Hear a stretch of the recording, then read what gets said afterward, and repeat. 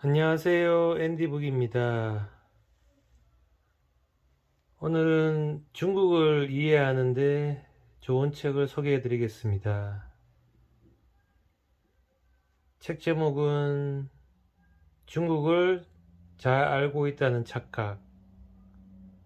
저자는 스위즈, 옮긴이는 박지민, 출판사는 애플북스, 2021년 개정판입니다.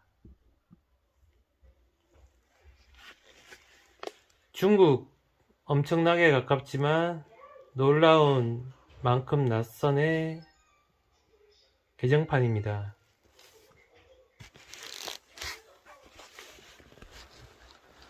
이 책의 머리말에서 이 책에 쓴 목적이 나와 있습니다.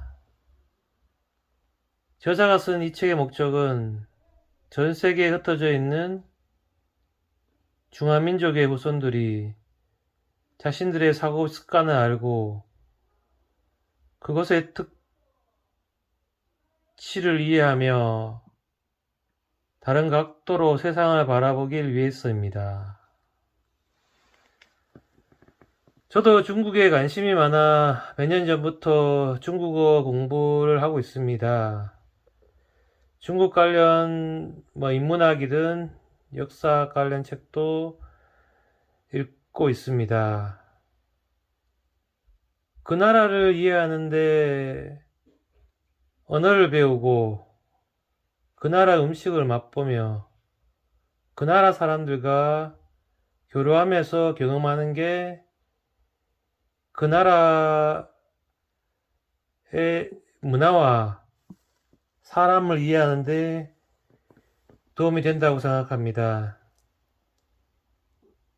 책도 문화를 이해하는데 아주 중요한 자료가 됩니다. 특히 저자가 중국 본토에 있지 않고 싱가포르에 살고 있는 교수이자 인문학자라서 신뢰가 갑니다. 본문의 내용을 잠시 소개해 드리겠습니다. 중국의 과학기술 역사를 살펴보면 번뜩이는 생각은 결코 적지 않았지만 그 생각이 직관적 응용에만 머물고 과학으로 발전되지는 못했다. 그렇게 된 이유들 중에는 한자의 쓰기 체계의 제약 역시 포함된다. 유명한 조충칭상, 조충이 코끼리 무게를 재다. 조충칭상 이야기를 통해 한자가 과학적 추상에 끼친 영향을 살펴볼 수 있다. 진수가 지은 삼국지 위서에 실린 이 이야기는 중국에서 기념우표로도 발행되었고 초등학교 교과서에도 실려있다. 중국인이라면 누구나 알고 있는 교훈적 이야기가 실은 중국 과학 발전의 결함을 보여주는 사례인 셈이다. 조조의 아들인 조충은 5살 때부터 총명함이 남달라 다들 어른보다 낫다고 했다. 어느 날 송건이 코끼리 한 마리를 선물을 보냈는데 조조는 그 무게가 얼마나 나가는지 몹시 궁금했다. 사람들에게 방법을 물었으나 누구도 나서는 자가 없었다. 그러자 5살인 조충이 말했다. 코끼리를 배에 실은 다음 배가 물속에 어느 정도 가라앉는지 표시했다가 나중에 그만큼의 돌을 싣습니다. 그런 다음 그 돌을 꺼내 무게를 재면 될 것입니다. 그 말에 조조는 크게 기뻐했다. 이 이야기에서 5살에 불과한 조충이 정말 이렇게 놀라운 지혜를 갖고 있는지는 별로 중요치 않다. 중요한 것은 삼국지에 쓰인 시대의 사람들은 이미 부력의 정의를 활용할 수 있었다는 사실이다. 하지만 이 역시 단순히 직관적 관찰에만 머물렀을 뿐 과학 규칙으로 만들지 못했다. 즉 현대에 들어서도 수많은 학자들이 조충의 이야기가 사실인지 아닌지 지위에 대한 논쟁을 벌였다. 그런데 이 이야기가 사실인지 아닌지 가리는 것이 무슨 큰 의미가 있겠는가? 최초의 발견자가 조충인지가 중요한 것이 아니라 당시 중국인도 이미 과학 규칙을 실제로 활용하고 있었다는 사실이 중요하다. 지금 우리가 진지하게 생각해 봐야 할 부분은 그 뒤로도 조충이 코끼리의 무게를 잰 원리를 연구하고 발전시켜 과학규칙으로 만든 이가 아무도 없었다는 점이다. 그렇다면 어떤 요인이 중국인의 과학기술 분야에 대한 연구를 제약한 것일까? 이 문제에 깊이 생각해 봐야 한다. 많은 사람들이 중국어와 한자를 정확하게 구분하지 못하고 대부분 한데 섞어서 말한다. 많은 사람들이 중국어는 배우기 어렵다고 하는데 사실은 한자가 쓰기 어려운 것이다. 언어의 본질은 청각적 시스템이고 문자가 이런 청각적 시스템을 시각부호로 바꾸는 것이다. 문자는 언어의 외재적 저장 장치이지 모든 언어에 다 있어야 하거나 부족해서는 안 되는 부분은 아니다. 각골 문자로 시작된 한자 기록의 역사는 3400여 년에 불과하지만 중국어는 그 이전에 이미 존재했다. 전 세계 6천여 종의 언어가 있지만 그중 대부분은 고유의 문자가 없어 다른 문자를 빌려 자신의 언어를 쓰는 방법을 만들었다. 과거 일본어, 한국어, 베트남어 등도 한자를 빌려 글을 썼지만 지금은 일본어가 아직까지 일부를 한자로 쓰는 것 말고는 한국어, 베트남은 모두 고유의 문자로 기록한다.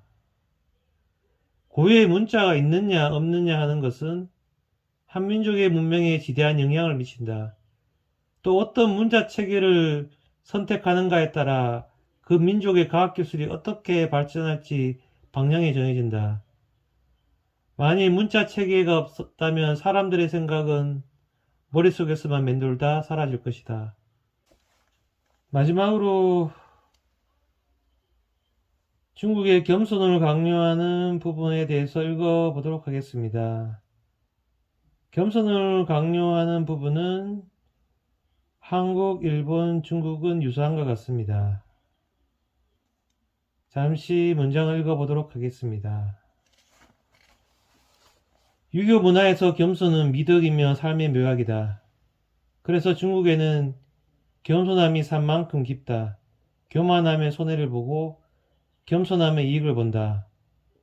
겸손한 사람을 받전하고 오만한 사람은 퇴보한다 등 겸손과 관련된 속담과 명언이 넘쳐난다. 현대 중국인들도 사람을 대할 때는 몸을 낮추고 일을 할 때는 몸을 세워서 적극적으로 하는 말을 사회생활을 잘하는 비결이라 여긴다. 그렇다면 중국인은 왜 유난히 겸손을 강조하고 중시할까? 이는 중국인의 두 가지 전통관념과 밀접한 관계가 있다. 하나는 체면을 중시하는 성향 때문이고 또 하나는 계급의식 때문이다. 겸손은 상대방에 대한 일종의 예의다. 자신을 낮춰서 상대방의 체면을 높이 세워주는 것이다. 이 말을 이해하려면 체면의 특수한 속성을 알아야 한다. 여럿이 있을 때 각각의 체면이 더해진 총량은 정해져 있다. 누구 한 사람의 체면을 세워주면 다른 누군가의 체면이 깎이고 반대로 누군가의 체면이 깎이면 다른 누군가의 체면이 선다. 겸손을 강조하는 유교 전통은 공자로부터 시작되었다.